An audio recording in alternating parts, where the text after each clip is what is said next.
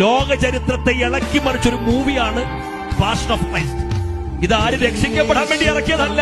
അടിക്കുന്നതിനിടയിൽ ഒരബദ്ധം പറ്റി, ഒരടി artificial skin തുളച്ചിട്ട് ജിമ്മിന്റെ ശരീരത്ത് കയറി. 6 മാസത്തോളം ഹോസ്പിറ്റലിൽ. കാര്യം അതുപോലെ ഭയാനകമായിരുന്നു ആ തല്ല്.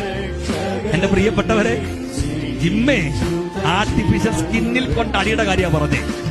33 വയസ്സുള്ള ക്രിസ്തു തന്റെ പച്ച ശരീരത്തിൽ ഈ അടി മുഴുവൻ കൊണ്ടെങ്കിൽ അതെന്നെ വീണ്ടെടുക്കാനല്ലേ, എന്നെ രക്ഷിക്കാനല്ലേ?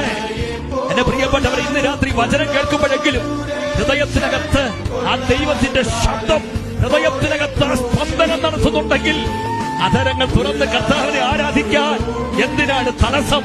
ക്രൂശിക്കപ്പെട്ട യേശുവിനെ ഉയർത്തിയിട്ട് ഞങ്ങൾ വിളിച്ചു പറയുന്നു, ക്രൂശ് ഒരു അനുഭവമാണ്.